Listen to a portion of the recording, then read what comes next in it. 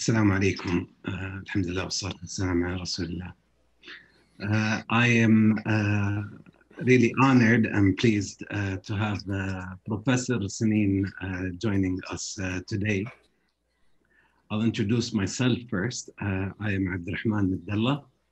I'm a practicing architect and urbanist and taught architecture and urban design in KFUPM in Bahrain in Saudi Arabia, and I also taught in Boston at the Boston Architectural College. Most recently, I'm the General Manager for Urban Planning and Design at Sharqiya Development Authority here in Saudi. I am delivering or moderating this much anticipated talk with Professor Sanin today. We're moderating this, me and my colleague Munira Rubi. I'll introduce briefly Munira and then allow Munira later to introduce our speaker for today, Professor Sanin. So Munira is both a friend and a colleague. She's a research-led designer. She's interested in integrating the creative agency of design as a tool to encourage a better future. I am fascinated by that statement, and I find it very relevant to things that are happening in the Gulf most recently. Munira, she graduated from MIT, from the Aga Khan Program for Islamic Architecture.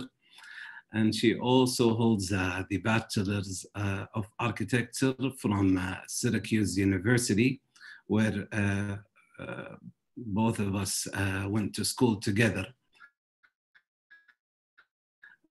Remember, we co-curated a symposium titled Expertise Exposed Consultancy in the Gulf. And that event is still for me an eye-opener, and I also find it very relevant to things that are happening in the Gulf most recently. So I'm not going to take long. I'm going to ask Munira to join in now and give the introduction to our speaker for tonight, Professor Sanin. Thank you, Abdurrahman. Thank you for the introduction to the introduction. Good evening, everyone, and thank you all for joining us today. I'm really honored to be here alongside my colleague, Abdurrahman, and moderating today's very exciting talk hosted by ArchiNet. I'd like to start today by giving a brief but also a personal introduction to our speaker tonight. Of all my esteemed colleagues, professors, and advisors that I had the great fortune to learn from during my time in Syracuse University, today's speaker is distinct and dear to myself and my colleague Abdurrahman for his great support and memorable contribution in supporting and mentoring us and our academic activities throughout our time at Syracuse. Although he had never taught me a class, I have learned immensely from his support outside of the classroom.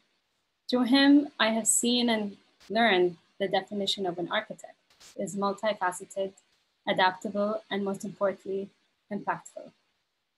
Today's speaker has this very distinct capacity to wear many hats. He is a teacher, but also a mediator, a curator, and a designer.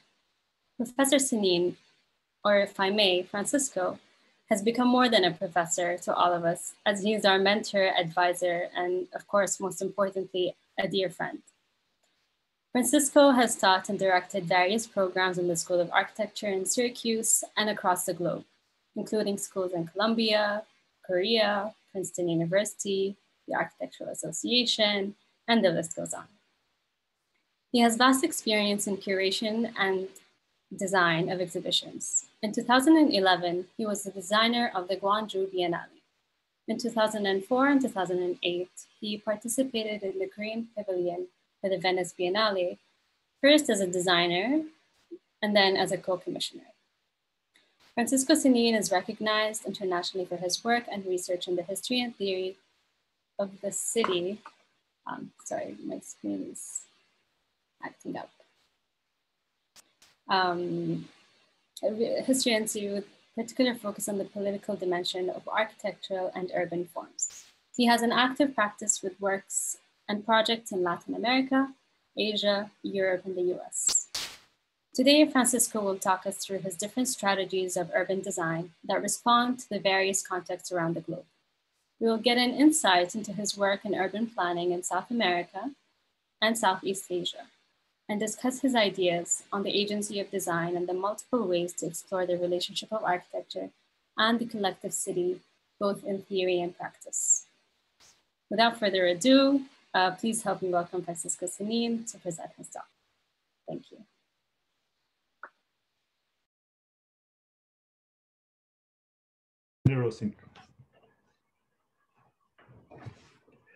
Thank you for such a generous and moving introduction. I really appreciate it very much. Thank you, Abdulrahman, for your presence and for your company today. As you say, you both have been students, colleagues, accomplices, and certainly friends and companions in this adventure, which is that, as you described so aptly, of trying to build a better future. Thank you also to ArchiNet for this invitation and for all the organization work that is behind the scenes that we don't get to see, but I also want to recognize. Today, I would like to acknowledge two things. The title Collective City is not far removed from Abdulrahman's thesis at Syracuse University. Collective forms, a word that really tried to study in great depth and with great intelligence development in Saudi, and I'm very happy and proud to see his work now taking place in the real world. As Munira said, we worked together in this symposium called Expertise Exposed. It was an opportunity for me in a very selfish way to really get to know what was happening in the Gulf. They did an amazing job of bringing experts from all over the world, from Skip Owens and Merrill to theoreticians, historians. Really remarkable event that opened the eyes not only to me, but I think became a landmark in our own school in terms of research and student-led events, which was really, congratulations again on that. Collective City is a sort of obvious title. The city is by definition a collective endeavor. But it is important from time to time that we remind ourselves what that means and what the challenges are. Certainly, we can talk about collective in many forms. And I'd like to talk about it in terms of agency, the capacity of action to mobilize. And I will try to center my talk today on the idea of governance. So I have selected a number of projects that have as the red thread that moves them through the idea of governance. But that governance is a negotiation. I think the city is a space of negotiation between multiple actors. And in defining the collective, I just made this sort of very quick list of the different forms in which the collective manifests and is present in the city, from memory to imagination, to space, to living, to culture, to landscape.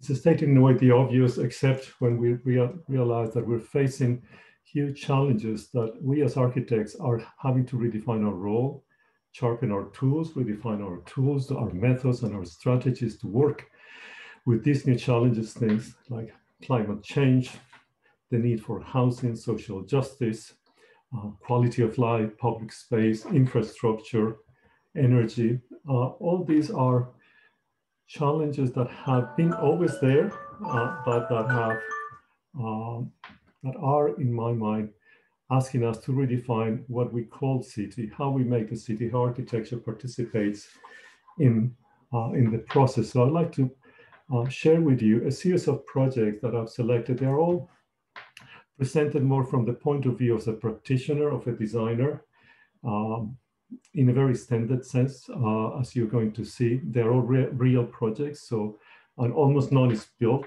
per se, so I'm not talking about my own built work, mostly about projects that have been done in a range of what we call governance conditions, from city administration to national governments to small communities to cultural institutions and more or less everything in between. I've also selected projects in areas that we consider part of, let's say, not part of the center. So Korea, China, Colombia, and Mexico.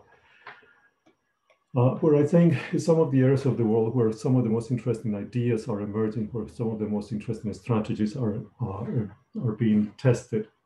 I'd like to start, perhaps since at the end, I expect to tell you and show you a little bit about the Seoul Biennale of Architecture and Urbanism, which I had the pleasure and honor to act as a director last year, but perhaps to frame it in terms of my own work. But to do that, I'd like to start by referring to Korea, and as you are probably aware, Seoul is one of the cities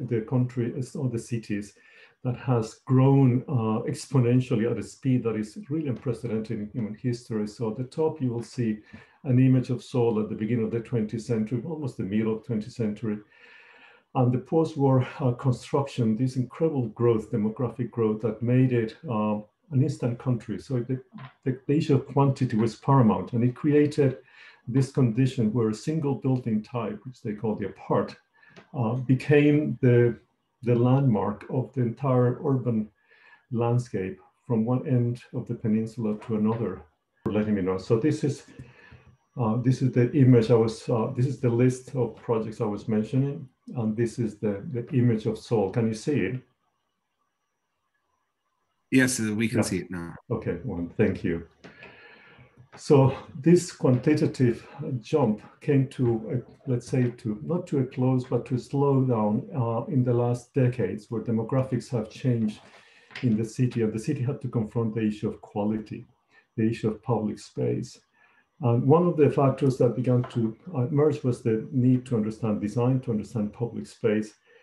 One important action that took place at that time was the creation of the role of city architect, and it's something that now has become prevalent in almost all the cities in Korea, but at the time it started in Seoul.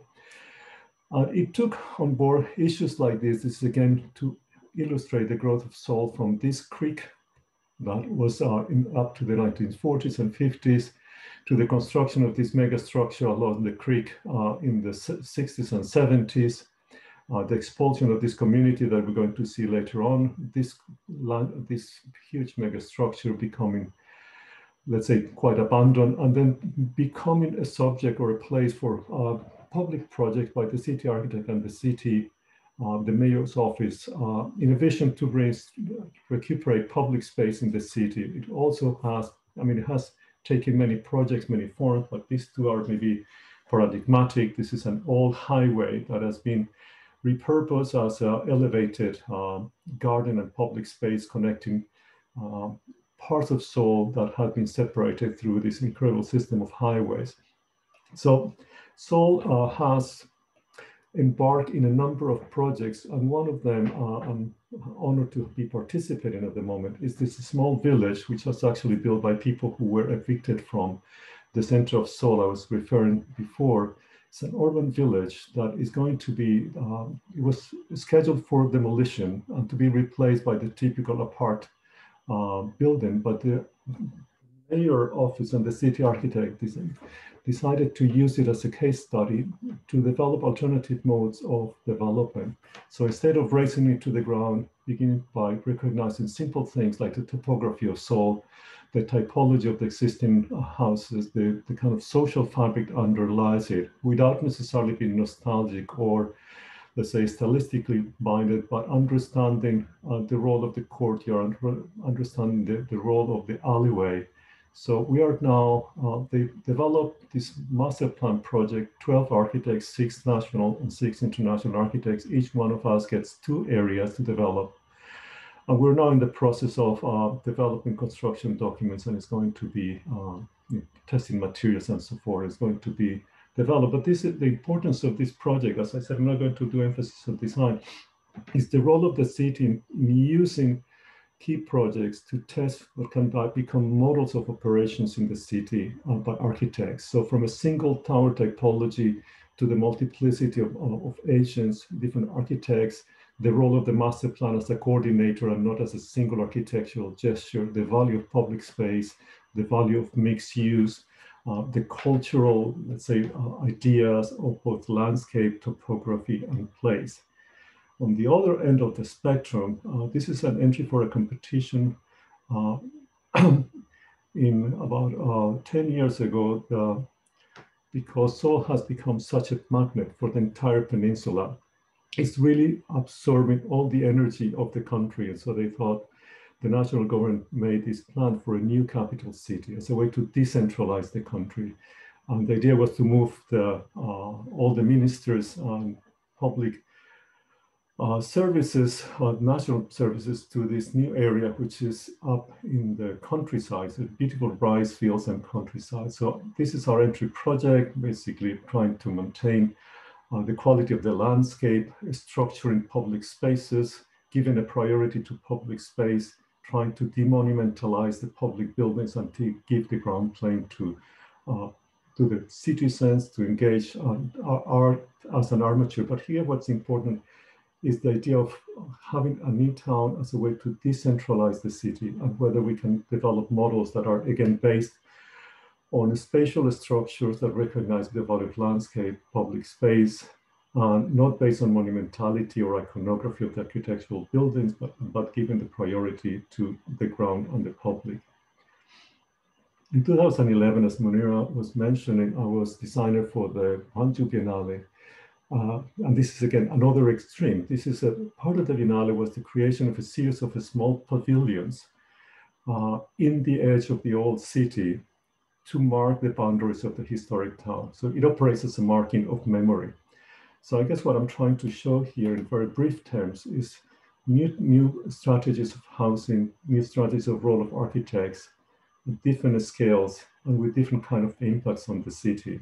And I think that begins to tell us that there is not a formula, that there isn't a single model to be followed, but that there are many forms in which, in this case, a cultural institution and the city government act together to create spaces and in a way leverage what would otherwise be an enclosed exhibition to bring it out into the city and to have permanent effects. Since then, the city has continued to build a series of public pavilions to do so. In the interest of time, I'm probably going to be very quick about this. These are two projects done with private developers in China. One is this Hutong near the Forbidden City, which is at the top. So it will be this area. And the idea was to, similar to Bexa village, to maintain the character, to propose not a historic preservation, but a sort of, as they would call it, a character preservation of the project. This was done for Southern China. This project is now, let's say, built, but not with this design. It was designed by somebody else, but now you can visit it. I will skip this project. I'll move now to South America. In the interest of time, I'm going to be very brief, make, as I said, emphasis on larger issues, and then hopefully we'll have longer time for clarifications or questions. I am originally from this town. It's Medellin. It's in Colombia, in South America. You might be aware of it as a city that was the capital of the drug and was famous for being one of the most dangerous cities in the world. And since then, it has been transformed in a radical way. And these are some examples of prizes in Singapore, newspapers. The most innovative city is one of the cities that CNN considers great places for retirement for Americans. It has turned its page, and it really took place in the arc of 4 years of actual production and transformation. This is a map of South America. This is Colombia. This is our state, Antioquia, which I'll refer to later on. And this is the city of Medellin. It's up in the mountains. It's a very long city. This is the mayor who has been credited with being the kind of actor that transformed the city in the time of 4 years.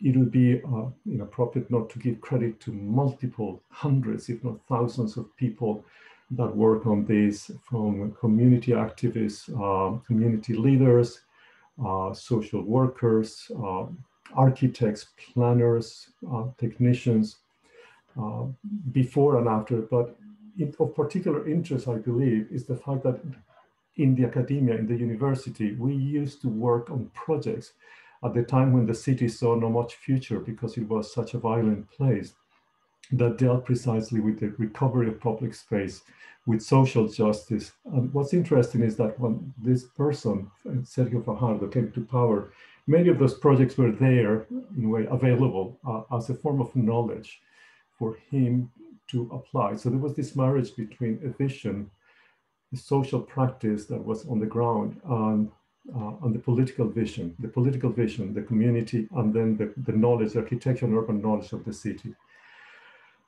He brought his own vision, which was about education in multiple forms and facets. So we would see public spaces as a form of knowledge, of exchange with others, justice as education, participation, transparency in budget. And he decided that looking at the city, the darker greens would be the better off areas. So they chose, the government chose the lighter green, which is the poorest and most dangerous area, where the army would not dare to go at that time and transform it. And it started with something very simple, like school being transformed from here to here, or maybe schools that were barbed wire and abandoned from there to there, to there. The creation of a series of what it was called library parks around the city as community areas where kids would have access to internet, job training. And they will be inserted, this would be the blue one of them, there are several of them, inserted within across, let's say, into a sort of intentionally concentrated piece where you have the elevated gondolas that would negotiate with the topography of the city, that fix the place in the station, the new markets, entrepreneurship centers that people who were trained in the site before would be then given advice here, public space would be transformed, and they will be all connected in a single space. This moved the city in 4 years from being the most dangerous city in the world to be one of the most recognized for its innovation, for as a tourist destination, and in a way we have now the opposite problem. Tourism has become a problem. And it was the way that the public libraries and parks were inserted within the community and then were connected to a system of infrastructure of the gondola system that then would connect, sorry, I'm missing a slide here, that then would connect to the metro system that is at the end of this line along the river. So somebody from this up here can take one of these gondolas, get to the metro, come to the other side of town in 20, 30 minutes, one single ticket, and go to their jobs sites, which I think is really important. Using innovative systems of escalators when gondolas were not possible, and then the community appropriating them to create sliders and fun. And as I said, connecting by a system of infrastructure where those gondolas connect to the metro, they connect to the city center, they connect to tramway systems. So there's an integrated transport system that allows them multiple scales of the city, of public spaces, of different kinds of the business center, a science museum, historic center, community gathering, botanic gardens, sports arenas. Later on, things like these were water tanks that were in the mountains, were taken as potential spaces because they belong, the terrain belongs to the government, to be transformed into the civic center. So what was before just a piece of infrastructure is now a social center for the community. In one of the latest projects, there's this 40 kilometers long urban park that is being constructed, as you can see, by stages. This is before, this is after. I mean, before it was a highway, then they sunk the highway, and now they are connecting the two sides of the city. So the river is becoming the front of the city and used to be the back of the city. In 2013, Medellin was the host of the World Urban Forum, and I was asked to design the Pavilion of Medellin. And we saw that as an opportunity to create a space for debate and education about the city. So the city was divided into 3 systems: the mountains, the city center, and the new centralities. And in each one of them, we had something at the time very innovative, was a drone view of the city, a map of the city, and a series of didactic displays of what were the mechanisms by which the city had been transformed. The idea is that this became a place where the citizens could come and become aware, be educated about the city and its mechanism, to share a city that is highly divided socially, but also a place where we can discuss and debate about the future of the city. So in each project was analyzed in its governance, in its process, in architecture. People can identify themselves where they were. They could see the drone view, they can participate, and there would be many videos talking about the process, how the city came to be what it was, and so forth. After being a mayor, Mayor Fajardo became the governor of the state, and I was invited to act as a consultant for the project that the city, the state had for about 100 small towns around the state.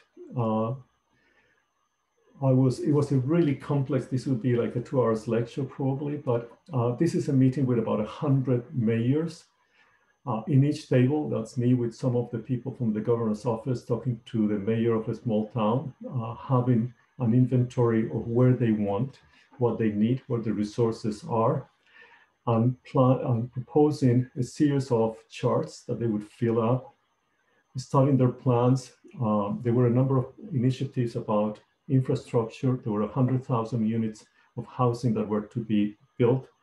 And up to that point when I came in, they were not really coordinated with the urban plan. So trying to bring all these things together, there were a series of educational institutions being built, infrastructure, housing, development plans. So it was a really incredibly collective effort of multiple agents, technicians, politicians. So we spent a lot of time going from one table to the next, gathering the information, analyzing it together, then going back to the towns to have meetings with the community, with the politicians, with the architects involved. And just to illustrate one point, we took the farthest, most remote of all those towns. This is a town that is in the middle of the rainforest, next to Panama.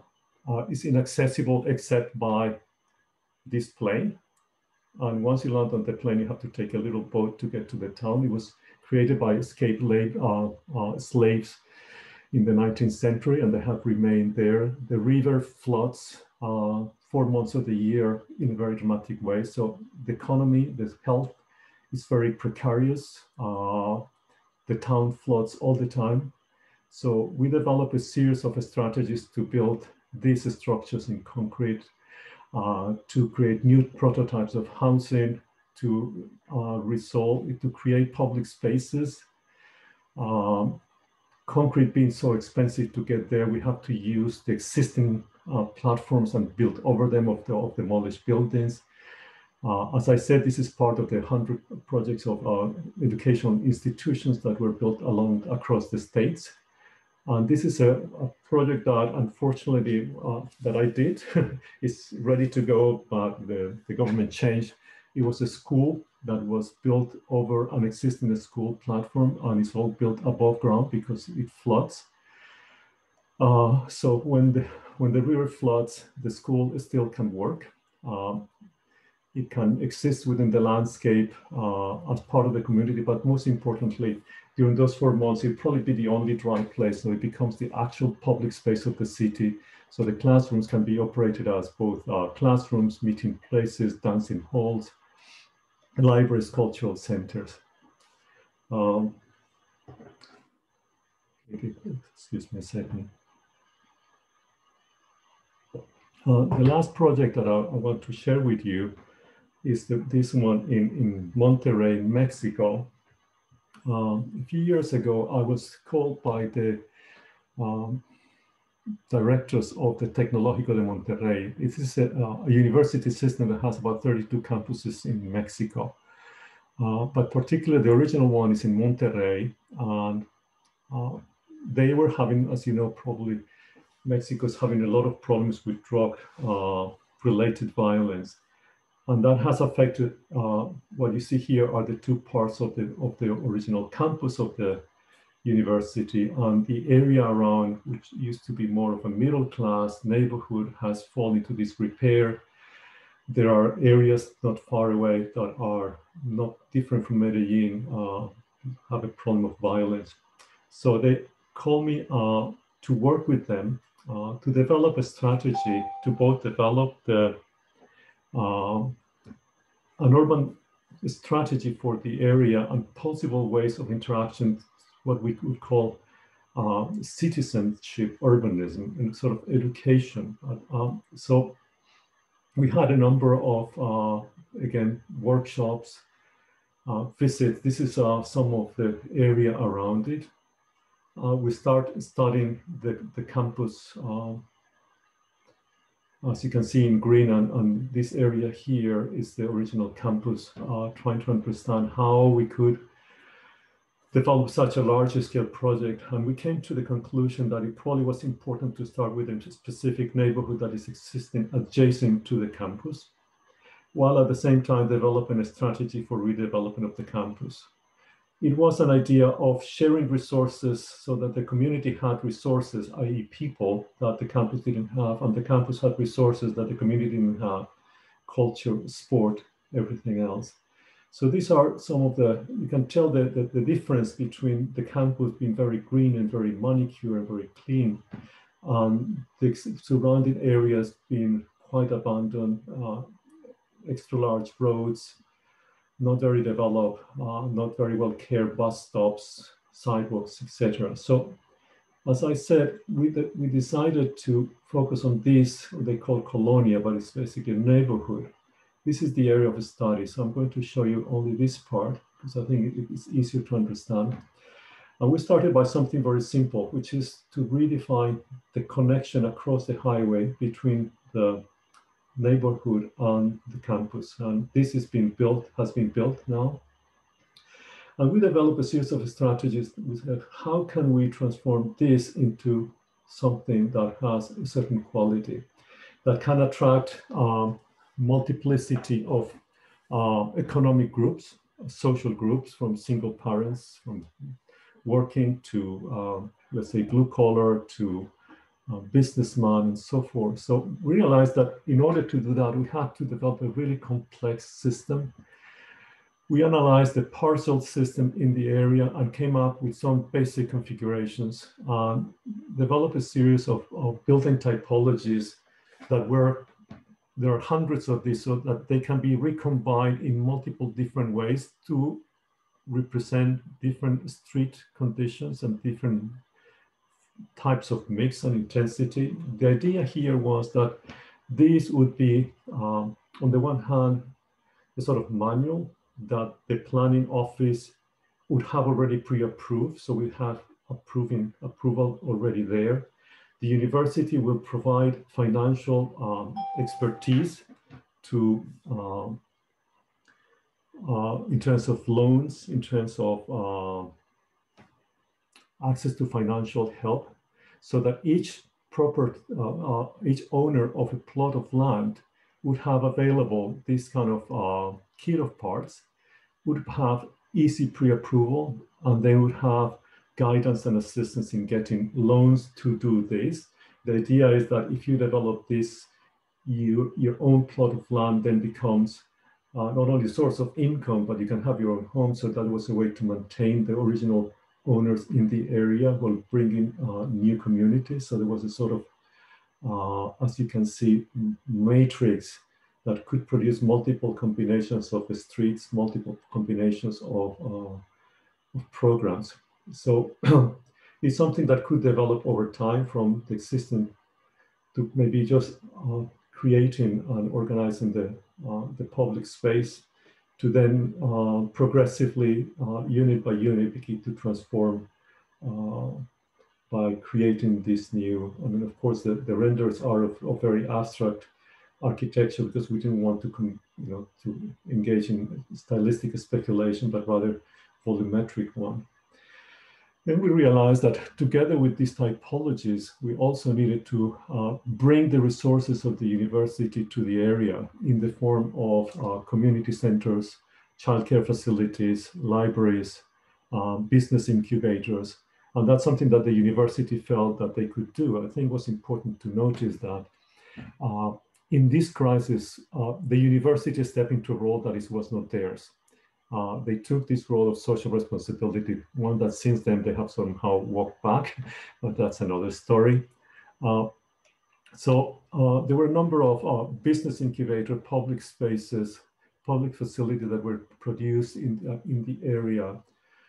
And as an initial project, we focus on both the housing idea, the public buildings, and then this very large park, which nowadays is a very desolate space, to be constructed as the new center of activity on the city. And we thought that this could be a good exercise in public participation. So we designed, this is again another kit of parts, a series of facilities, a series of walkways, different forms of planting and irrigation. And we conceived it as some form of infrastructure, as some form of game that could be played. So this could be used in terms of consultation with the community. And so we produced this, the idea that maybe we start with a very simple ground transformation, then it evolves over time, creating sport facilities, daycare centers, community centers, etc. So this is a very quick view of these projects. I don't know how much time do we have, probably not much if we want to have a conversation, but I'll take about another 5 to 10 minutes to talk about the Seoul Biennale of Architecture and Urbanism that was done last year. It's the second edition. I call it Collective City, Reclaiming the City and Expanding Architecture. I guess by now you understand the reason of the title. In terms of, we were very interested in these three agencies or modes of production of the city, governance. It has to do both with the community, the state, and all the different stakeholders. Research and speculation might refer more directly to think tanks, academia, experiments that are not necessarily applicable directly, but they are, again, research-based forms of producing knowledge on the city, and social practices, trying to understand the different forms in which people construct and inhabit their own city. In terms of the aims of the Biennale, we thought it was important to have continuity. So we don't want to have the Biennale as some kind of movie theater that one week has a horror film and the next week a love story. So the first Biennale was talking about the commons and the environment and environmental issues and climate change. So the collective came also as a result of that. What is the agency that can reclaim the commons? And we thought about, again, the collective. That rather than exhibition, it will be a place for research and speculation that will engage with the city as the previous one had done, and to be a global platform that would give equal access to all geographies. We start looking at most biennales tend to be privileged in certain areas of the world. We thought it was really important to give voice to what we call the global South, Africa, Latin America, Southeast Asia, in equal terms with equal platforms, also because we believe that there are a lot of very interesting experiments taking place in those areas. The four themes that were given to us, really, one is the thematic, one has to do with cities. The thematic is more, as the name implies, trying to describe or investigate themes that are being explored. The other is collaborations with city, mostly city governments or people doing very specific research on specific cities. the Seoul lab that actually was called the Graduate Studio that brought together like over 70 universities from all over the world. The cities were over 85 cities, and then on-site and public programs. I'll give you a brief tour of them. This is a map of Seoul. These are the different venues. This is the venue for the city's exhibition, which is sort of refurbished village, urban village. This is the big mega structure we were talking about. That's where the on-site programs took place. The global studios took place in this. I'm sorry, it's a very small image. I don't have a better one with me right now. This is Zaha Hadid's center, where inside in this area is the thematic exhibition. So the city's exhibition, we tried to approach it. There were two curators, and they were work on cataloging all the different parts of the city and the different themes that could emerge from the city, from different sort of matrices and different issues that had been developed. And that then was transformed into the exhibition layout that had a lot of spaces for public engagement, debate, discussion. So it moved from the US to Ethiopia, this fantastic market in Addis Ababa, to Lebanon and many other cities. The global studios, again, was a collaboration over 70 universities, and it had its own exhibition space, amazing array of participants and issues. And I was more direct. Then there was the public events and public engagement with the city. The thematic, which is the one I was probably most engaged with directly, we will see the team at the end, was taking place in the Zaha Hadid building. It's a very difficult building. It has a big ramp that is very difficult because nothing is parallel to anything. And then a central space. So we use this idea of the ramp to wrap it around inside our space and to create a sort of an urban experience, so to speak. So this is the basic design of the hallway.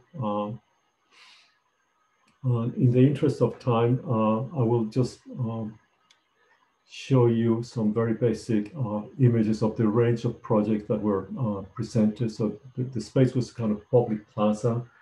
And projects range both in approach and scale, from projects like this in Albania by Peter Wilson, working with the mayor of the city, exploring forms of representation of the city, to this one in Finland by Dogma and New Academy, exploring new forms of housing, co-housing, the relationship between labor and housing, or projects like this in public spaces in Colombia, in other cities of Colombia.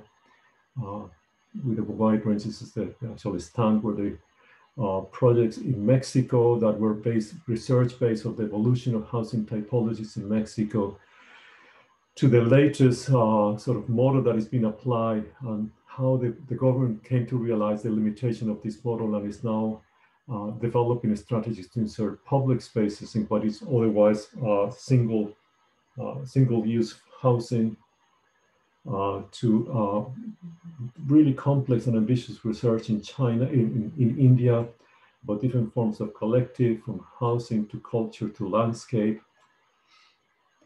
to Cairo, the strategy of recovering specific spaces and alleyways in the city, Bahrain, the village policy in China, the new urban and rural balance in Japan by Atelier Bow Wow, large infrastructure refurbishment and public spaces in Seoul, public markets in Bangladesh, new forms of living in Asia. We also accompanied with a large collection of movies and other set of information, photography, public spaces and installation. And lastly, we focus on the emergence of co-collective housing in Korea as some of the most significant aspects, although very small in scale, a very significant concept in the making of the city. And finally, this idea that you saw in the Medellin Pavilion as well, of the Biennale as a place of discussion and debate, of exchange of ideas and construction of better future, as my friend Munira would say. And this is our curatorial team. I want to, in memoriam of Mayor Park, who sadly passed away not long ago and who was the supporter of the Biennale. Thank you very much. I think that's it. Thank you, Sanin. Was it too long? No, it's perfect. I want to keep hearing more. Okay. It's just such a fantastic talk. And I think I'm really intrigued in I mean, the title of your talk, right? The collective city, and this idea of situating collective and city together brings out this an extremely sensitive and empathetic approach in dealing with cities as places for people and environments and buildings collectively, right? And absolutely. And especially looking at how you portrayed this idea of what if we, flip the whole process of the top-down approach. I mean, I come from Kuwait City, which, like many other cities in the region, has applied this modernistic ideology of the blank slate about, remove everything and start from you. So it's really great to see this different way, or the new ways of thinking of these cities and looking at the different scales, starting from, the larger overall state and then localized city and then into the district and into the neighborhood. And I realize a lot of your work really taps into the public infrastructure. And I mean, personally, I'm a huge believer in the power within the public sphere, right? The public plaza, especially in your work when you started to, create the space of interaction, right? Where you bring people in and discuss with each other and learn about their own city. And I think that's just fascinating. That's exactly what we're missing in our own cities. Everyone has their little pockets, and this idea of public pockets of interaction is really important, and you really stress that fact. So, and you portrayed it so beautifully. So thank you so much. Thank you. It's interesting, actually, if I may comment. There was one project that I skipped that I probably shouldn't have skipped. It's a project in China where it's a very traditional project. It's a huge, it was 5,000 housing units and some cultural facilities. And I realized very quickly that as an architect, we didn't have much agency in the towers because there's a sun exposure, certain space. So we couldn't control that. So I said, can we control the ground plane, right? And they said, okay, to a certain extent. And then I said, well, let me then do the public building. Right? So I said, of all of that, I actually gave up a lot of let's say, interference to concentrate on that. But what's interesting about that, the reason I wanted to mention is because now I'm involved with a magazine called UED in China. And they started with this initiative, and I'm actually writing for them. They call it Q City. And the idea is that China has, like Korea, come to this huge instant city construction, but now they have to go back to the existing cities and adapt them to the needs of the collective, right?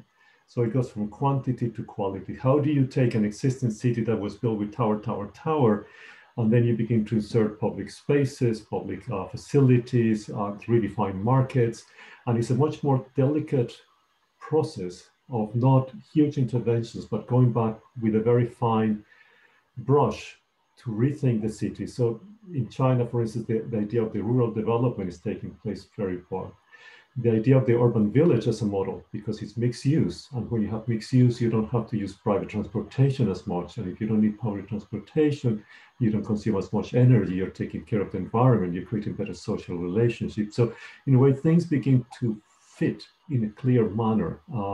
And I think this is the kind of thing that we see that there's an awareness that is emerging in different parts of the world about this. Which is much needed, right? Yeah. And especially, I think you bring up a really good point in having, the role of the multidisciplinary team, right? Yeah. The architect or the planner is not a one-man show. It's a whole multidisciplinary team that needs to come in and start from the ground, talking to the people on top and to the people on the ground. So I'll open up the floor to any questions, of course. I wanted to probably also give some comments before we go for questions. First, I really, I was surprised that you've been involved in this open chat with around 100 mayors. I bet it was tough. It was very tough. When you're dealing with the public, I'm sure it's one type of engagement, but when you're having about 100 mayors who are decision makers in the city, and trying to leave that platform with conclusions of how to engage with the city as a designer, I bet that's a tough job. It's a very tough one. You're right.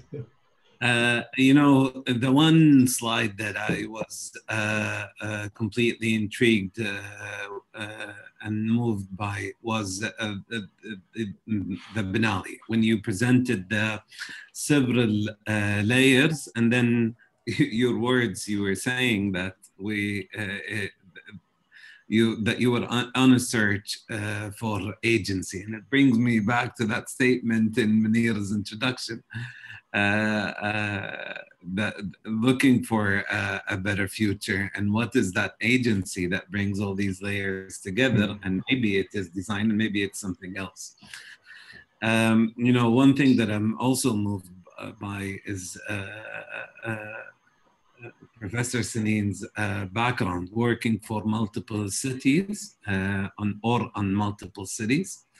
And the different climates that you deal with, both when I say climate, it's one, of course, different environments, but it's also climates in terms of governance and type of people and type of demands that you're dealing with from each one of these societies. Mm-hmm. So I think that background also gives you that kind of niche of looking at urban design with from a different perspective. And I do appreciate, of course, the collective city as a way or a narrative of trying to analyze the city. I look back at the history of urban development in the Arabian Peninsula, and look at what the opportunities that we have among us today. The buzzword today that we deal with specifically here in Saudi Arabia is Vision 2030, and it's we've been on a mission to achieve goals. And I'm also very fascinated by the three pillars of Vision 2030. A vibrant society, a nation that is motivated and ambitious, and a thriving economy. So those three pillars I always link to the basic 101 teaching of any architect and master planner goes by. In theory and architectural criticism, we're always triggered by politics, society, and then environment and climate and so on. And these are things that I think we thought that the architect is responsible for. But again, I go back to one of your phrases during the lecture, that a master planner is a moderator, and maybe not the sole responsibility holder for city engagement. So I think this is definitely a definition that is worth talking about. What is the role of the architect or the master planner or the urbanist in the city, and how to sort of meander around the different economies and ecosystems, specifically with your background. I mean, I really appreciate those the comments and the insights and highlighting this idea of moderator. And it's a difficult, you know, there are ways in which people are looking at this that say, okay, well, the architect needs to become a politician, right? Or he needs to become an economist. We need to understand it, but we also need our own disciplinary knowledge because it plays a key role, right? What I mean by that is, for instance, in Medellin, one of the best examples I can find is that if you go to the comunas where the libraries were built and you ask people, what do you want? They would say a soccer field, right? The mayor said, no, you're getting a library, right? Because you need a library, you need education, right? But we negotiate what kind of library, where we put it, how it works, right? How it's connected to the city. That's where the architect then comes in and says, okay, this is a good place for the library. This is how you can create a public space about the library. This is how the library can become connected to these other conditions, right? And then there are multiple, you begin to create a sort of a slow master plan that then other people can come and participate. And you have, for instance, one of the things that they did in that, or we did in the small town that floods, we call it imaginary workshops. So we bring the frame of the project to the people, and then people start to imagine how they can occupy it, how they can transform it, what other things they would need. So it's a multifaceted approach, from the mayor saying, you get a library, to people saying what kind of library, the architect saying how it works. And with our knowledge in other projects, is we produce the frame, right? So the master plan used to be, here is the project, here is the building. Like in Brasilia, Oscar Niemeyer designed even the uniforms of the taxi drivers, right? We have moved to a place where the architect can produce frameworks for multiple actors to participate, right? I mean, clearly, for instance, in the big capital city, the plan is a framework for multiple architects and multiple visions to implement. So this idea of moderator is really important, because it both tells us that we have still a role as architects, but that role is a different one from the one we used to have, that we have more responsibility and more, and a need to have more tools and more precise tools to work for the betterment of the city, for the quality of the life of inhabitants. So, for instance, I was looking at Vision 2030, the idea of sports.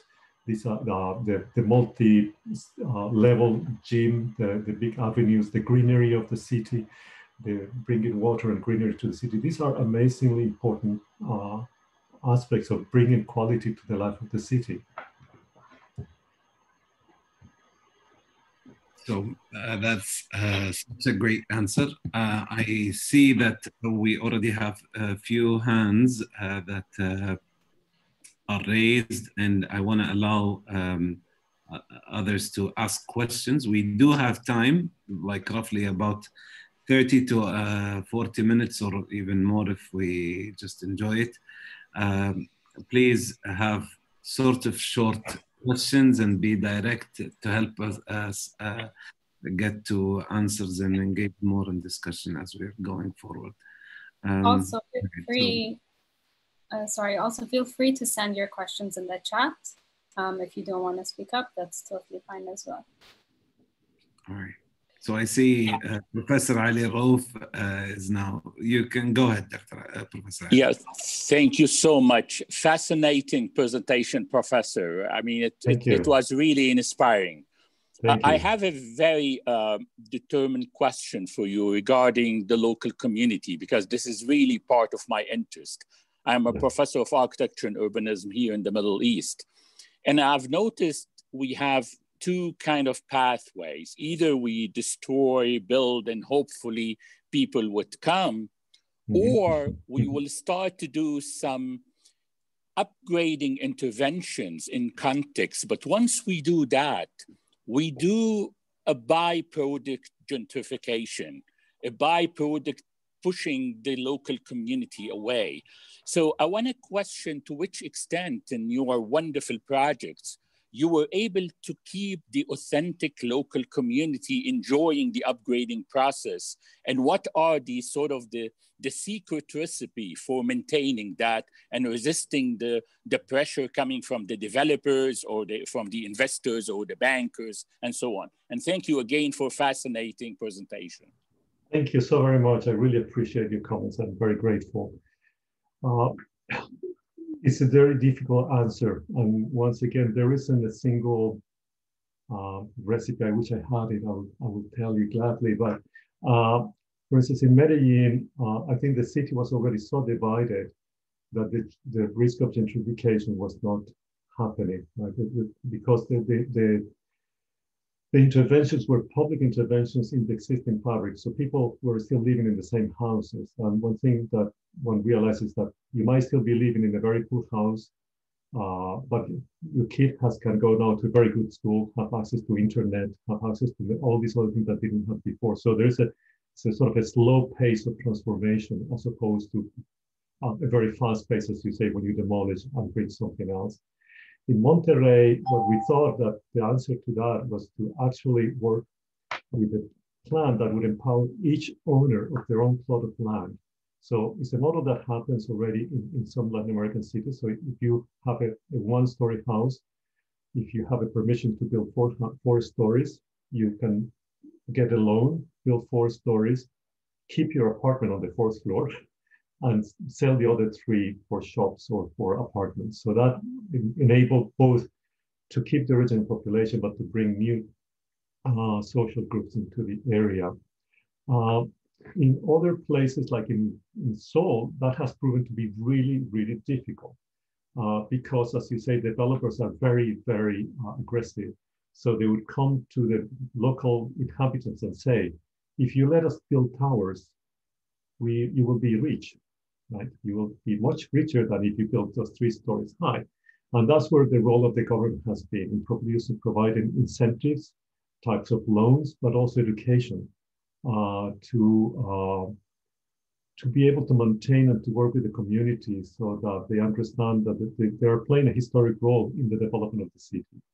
But the project actually was installed for about 3 years because of that, because the developers were very aggressively trying to convince the local inhabitants to just let them come in, destroy everything, and just build towers. That has happened in other parts. So I completely understand the dilemma, and it changes so much from one context to the other. But I think working with the community and developing economic models that allow the local community to remain in the area, and that the architecture itself can become a form of economic income is usually a good point of start. Thank you, Teacher Sanin. I think it's important to say, there's not a one solution for all, but, everything has this sensitive approach. And once you understand the context and understand the system, you can start to intervene in that certain way. We have another question by Dr. Lubna Mustafa. You can go ahead. Yes, good afternoon for everyone and for Professor Francisco. Actually, this is one of the most amazing and inspiring presentations or webinars that I might have been attending for the past few years. Really, it's really amazing. Thank you. Actually, I am an architect, urbanist, and a placemaker. And I wouldn't ask you anything actually, but I would suggest for you, because the title is kind of misleading. I wouldn't call this emerging urban strategies, but I would call it the best practice for placemaking. You are practicing placemaking with the community, starting from the first inspirations, putting the program, taking even the environmental issues or conditions or the people needs within the flood or without the flood, the people needs in each path and part of the city. That I wouldn't find more best practice for placemaking than most of your presentation actually. I am thank you. I'm really sorry. I'm just out of my COVID-19. I can't talk for long, but this is really a good treat for someone getting of illness, and it's a good treat for a placemaker. Thank you very much, and thank you very much for ArchiNet for presenting such an amazing educator for all of us. Thank you very much. Thank you very much. That's very kind of you, and I hope you feel better very, very soon. And I really appreciate your comment about placemaking, because it really is about the identity and solidarity on environmental issues. And I appreciate you say best. I'm not sure they are the best, but they are illustrations. On that note, Professor Sanin, I think Lubna comes with a view to the city that, and she commented in the chat. She commented that it's probably the approach is, or the strategy is closer to placemaking, and then not. I mean, if you look at it at two different parts, it's more towards placemaking than urban design. I think that's more her comment was. But I think an interpretation that I would have is that it's more close to the ground at a scale where you are looking at spaces like services that are being activated by the public, versus looking at a city from the drone view. I don't know, what are your thoughts on that?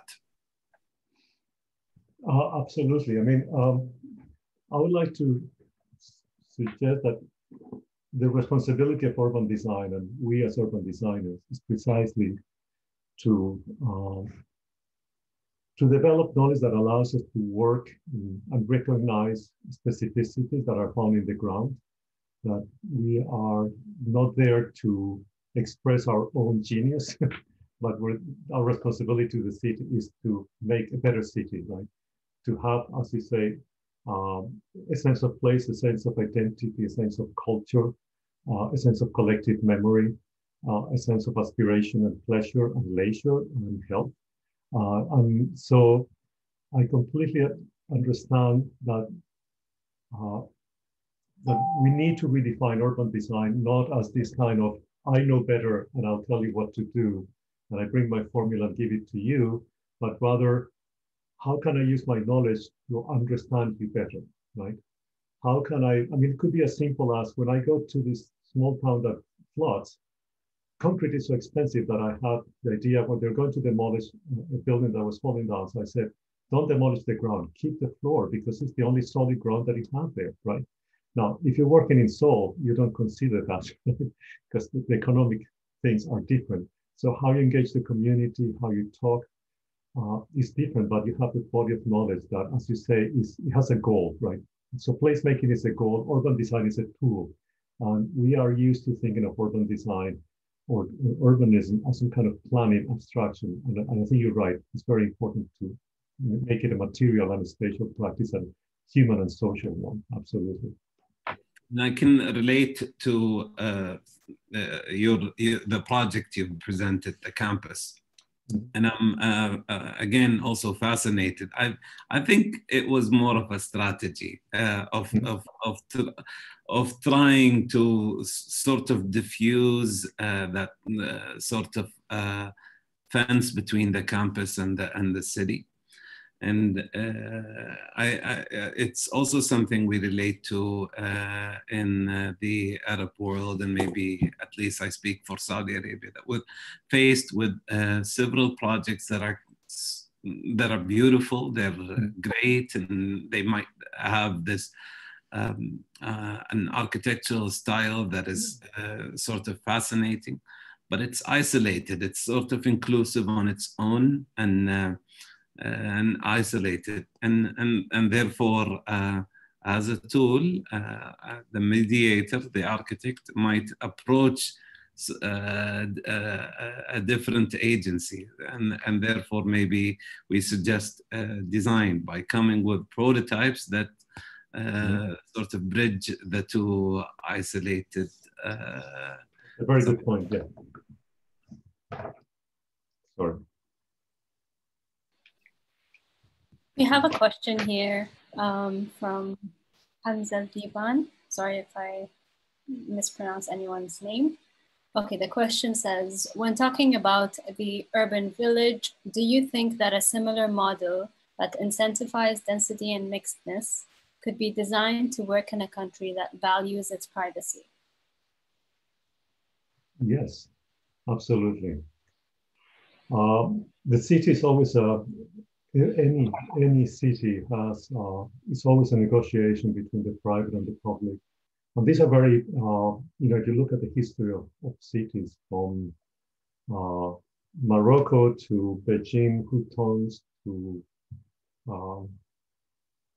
medieval cities or Renaissance cities, it's always a question of negotiation between public and private. And it is usually at the level of the architectural typology where that is preferred. In some countries, for instance, in Seoul, one of the things we were looking is the idea of the courtyard, the front courtyard, as a transition between the public and the private. So in a way, there's a very strong distinction between public and private. It's a very radical distinction. In other countries, like in Medellin, you don't know when it stops. The public goes inside the house because we're always there. We're, the climate and everything. But I do think that that part of the challenge is precisely that, like in the place where I am, it's only private. In Syracuse, everything is private, and there is no public. So in a way, you're missing the publicness. And I think that a good placemaking strategy is a successful negotiation between the public and the private.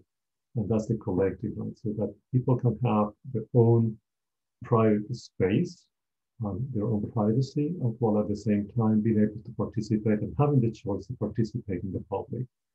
The problem is when you are in the private and have no public to participate in, then you are separated from society. And that's where it becomes problematic for society itself and for issues of solidarity and culture, I think. Have you encountered any of these issues where it's more private and it's harder to kind of get more information out and get more people to to participate more? I think there's always, wherever you go, we all, I think by nature, want to have our own private space. Right? We all want to have our own privacy. So, probably Zoom has done more to invade our privacy than anything else, because we're always at home, always available. Yes, I think it's always it's a part of education. Like when we did the Medellin Pavilion, was trying also to educate the value of being in the public, right? Because we are, especially when you're poor it's in different ways, but you always obviously want to take care of our needs first. So that's what the private is, our basic needs of eating and sleeping. And that, in the Greek cities, in the all ancient cities, they had very clear distinction. They call it oikos, but it was in the household. And then you came out of the house and participated in public life. So what we're seeing today is that people need to begin to recognize that the public is where we take care of climate crisis, where we create solidarity. The pandemic has shown us that we need to act collectively, responsible and solidarity with each other. So these are things that are part of education. It's part of what we need to do as architects as well, is to educate the public, to allow them to understand that these are no contradictory ideas, public and private, but that that's what cities were created for, basically, is the negotiation between the two. I don't know if that answers the question. I think that's,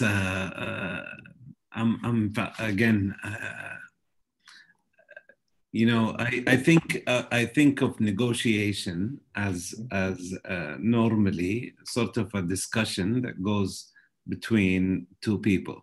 Mm-hmm. But throughout your presentation and just now, you're mentioning negotiation between both the environment and maybe the urban form. Mm-hmm.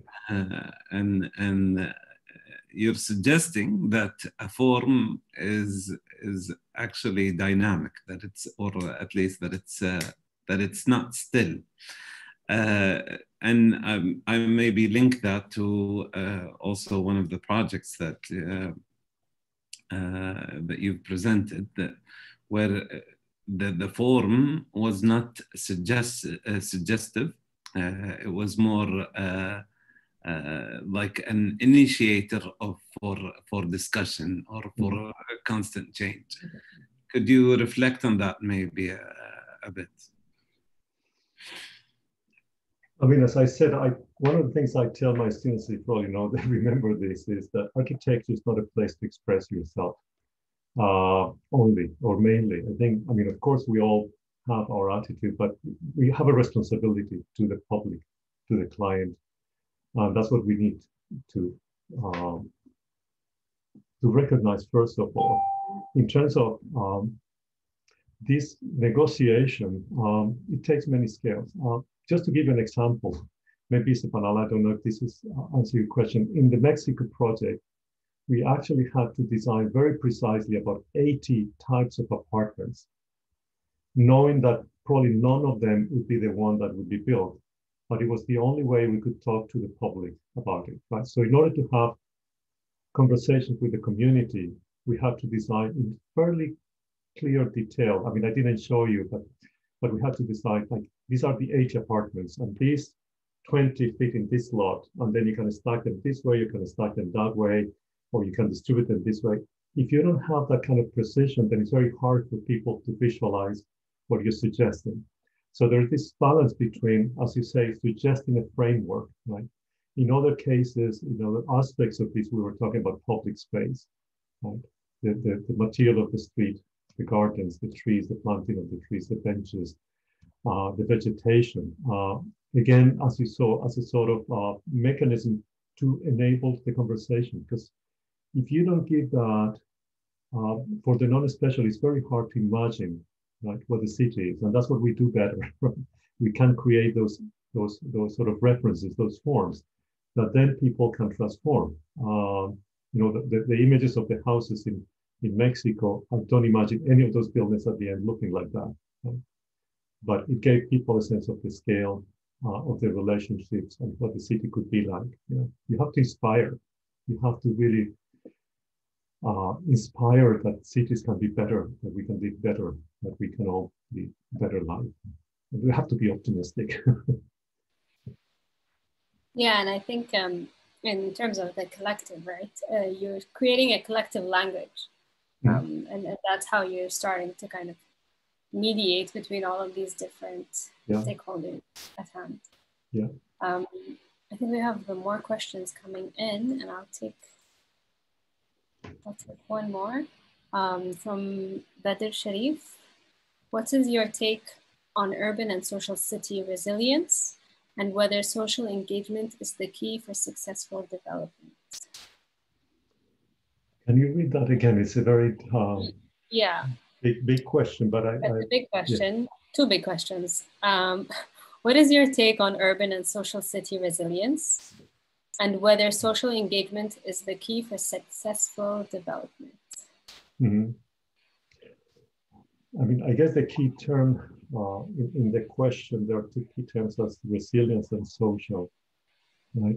Resilience is something that we have come to realize in the face of many of the crises that cities have had. Right?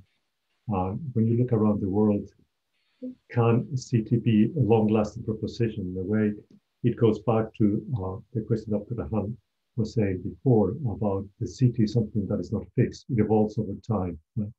So I'm actually okay with my buildings. I didn't show them, you know, with my buildings being transformed by somebody else. You know, they didn't like a window, they changed it. That's fine with me as well at the level of the architecture. But in terms of this dimension of time, resilience is the ability to adapt and maintain a certain value and a certain character that helps the main purpose of the city to survive through time. So as a social space, as a collective space, as a viable environmental proposition. So when we talk about cities like the American suburb, it's not resilient because it's not sustainable in the long term. Right? So then there is that other resilience, which is the social resilience. How can we be viable as a society? And we've seen in many places around the world where there are many social clashes, both in terms of social classes, economic difference, political difference, ethnic difference, refugees. For a city to be resilient, it has to be a viable proposition of how the social body interacts, how we live together as a society. So the idea of resilience is both environmental and social, and the one cannot be detached from the other. We cannot, I'm very convinced that without a proper social structure, it's going to be very hard to address issues like climate change. And if we don't address climate change, we will not live as a society. So it works both ways. Right?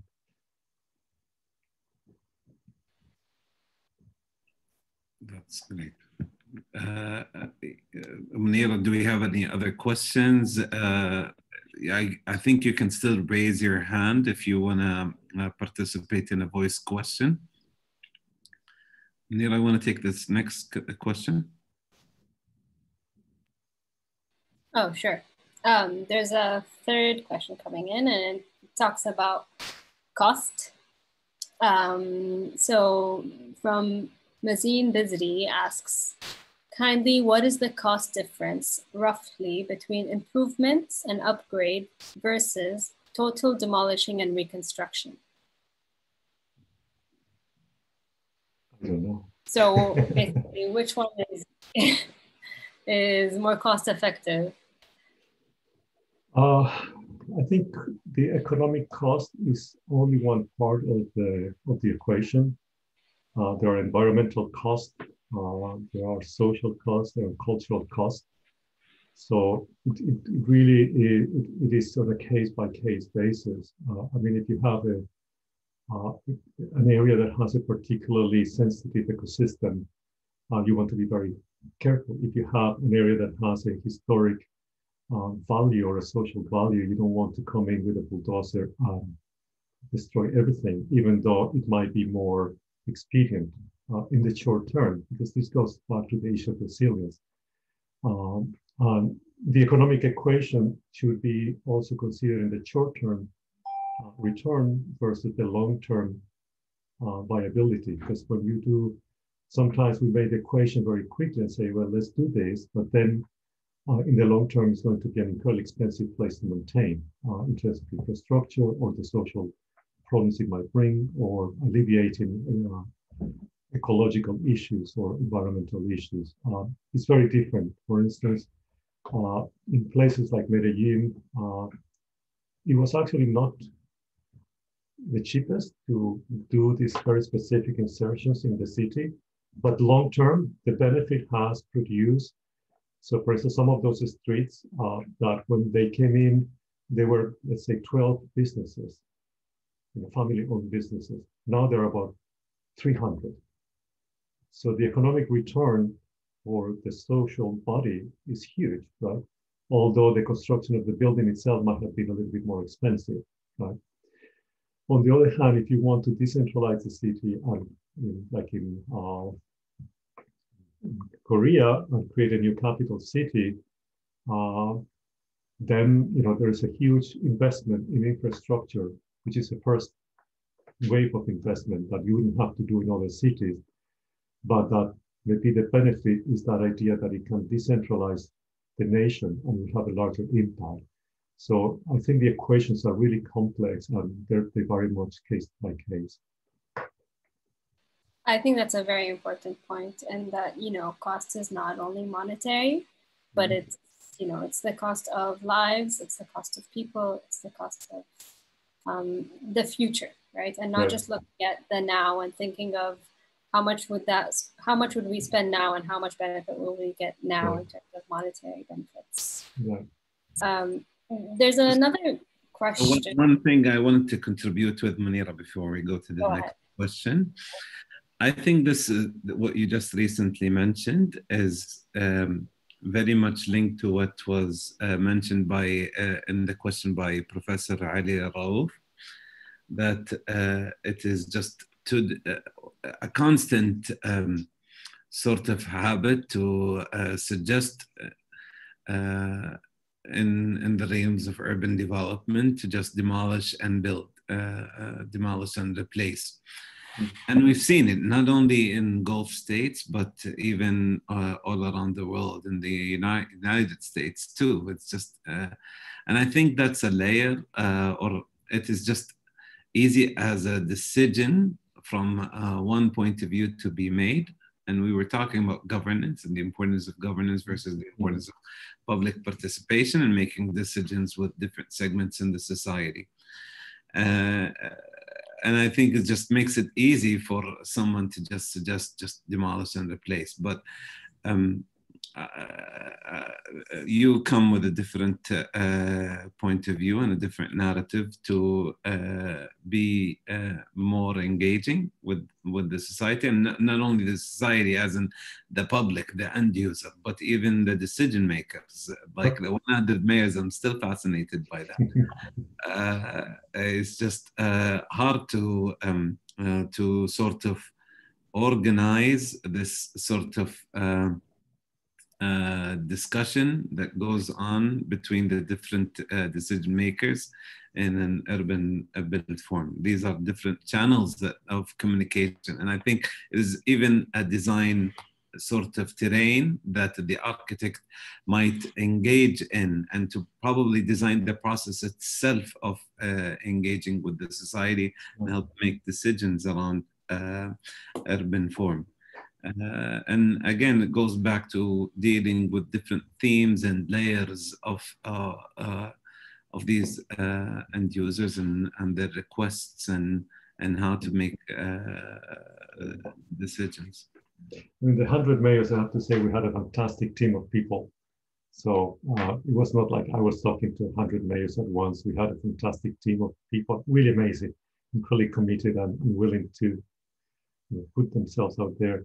One simple reflection is sometimes, I mean, it's perfectly fine. I think there is a time and a place where you want to build a new town, a new city, but you have to remember that that new city one day will be old and will transform itself, right? So you cannot always erase what you've done. So any city that has been once new will be old at some point, and you'll have to build over that one as well. So it is the process of cities. You know, all cities at one point were near, right? If that makes sense. Yes, I mean, this is the case that we live in today in Kuwait. We have this idea of the recurring, demolishment of and building new. And it started in the 1950s, and it hasn't stopped in terms of, the planning approach, because we've seen a lot of cases where, some valuable buildings have been just demolished because it was cheaper to build a new one. And, in terms of that cost, the cost of just getting rid of what's old, and old meaning, started in the 50s, not even that old, to build something even newer, and understanding the life cycle of the building is not, the awareness of that approach that you're talking about is not really popular in this side of the world, right? Or at least in my city. And this is one major struggle that we face with as architects, and we try to fight for, such small buildings that seem irrelevant, but then, they speak of historical moments in history. I'm getting a note that there are some raised hands. Are there some raised hands? Or you can raise hands if you want to ask any questions. We have a question here, and I think you've addressed this, but maybe you can further talk about it. The question is pretty long, so I will not read it, but I'll try to rephrase it in one way or another. But it discusses the idea of the moderator and the dangers of this bottom-up approach in terms of, I think the question is asking how,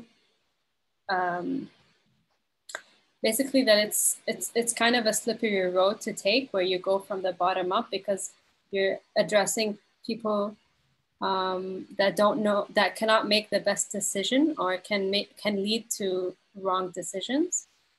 And and I think the question is mostly asking about your ideas on, you know, how do you mediate between that, right? And I think you've addressed it before, but to kind of elaborate on that, you know, where do you find the middle ground of not going from bottom up and not going from top bottom, but to kind of find the right middle ground, and how do you do that? Does that make sense? I hope I rephrased your question. I mean, it's a big challenge because, I mean, architecture, if you look at the history of architecture in the last 60, 70 years, we've moved from both extremes, right? From the absolute top-down, Le Corbusier, where we say, no, this is what the city should be. You know, we have to erase everything and we put it down. And this, you know, I know better. To, we don't know anything. We just have to ask people to draw the city for us and we'll make it happen, right? And I think they are both, they both have, obviously have proven their limitations. Clearly, we are in a moment where lots of voices in society need to be heard, and I think that's important. But at the same time, I think there's a role for us as architects, and that's where we as architects need to work to educate ourselves, to be that, to occupy that ground that is not that of the top down that says, you know, this is the way it has to do. To negotiate, because in this case, this is between governments or investors or institutions and, let's say, the community, right? The community obviously has a knowledge and an intelligence that we need to be able to tap into, and we need to develop tools. You know, it's not as simple as just going to the community and say, what do you want, right? I mean, in all these processes, there are very specialized people. I mean, like, for instance, in this, in the project, for instance, of the small town that floods, Vihia, you know, there are really amazing people that do workshops over weeks with the community to, in a way, tease out, right? So it's not like there is a formula or a formulary that you fill up and say, would you like this or that? It's actually a lot of communication, presentation of projects, feedback, going to dinner with the mayor, talking to the police sergeant in the city, talking to the owners. But I don't think there's a, I guess my point would be that I wouldn't be afraid to ask people what they want. I think it's important to ask them, but it is important to know how to ask these questions and how to interpret them and how to give them an agency in the process, because most of the time they don't have agency. So part of our role is to give those voices agency in the conversation. That's where we mediate. We interpret that in a way that allows those issues to be part of the conversation in the project.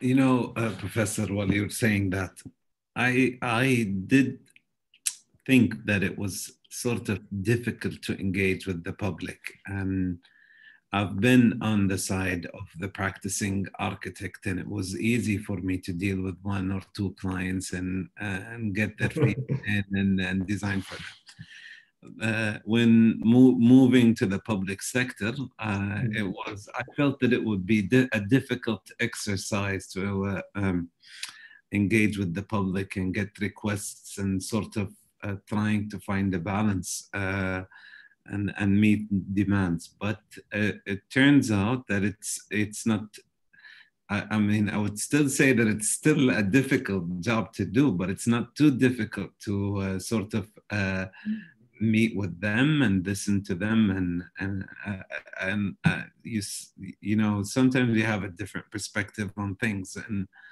and you know, one of my recent findings is that I'm not going to reinvent the wheel as an architect. much with coming up with new demands for the society, but it's just, if you sit with someone and you say, and he needs a house, and then he would definitely say, yes, the first thing is I need a house. But then you get into different layers in the discussion, that I need a house that looks like this, and I need a house that provides me with this and this and this.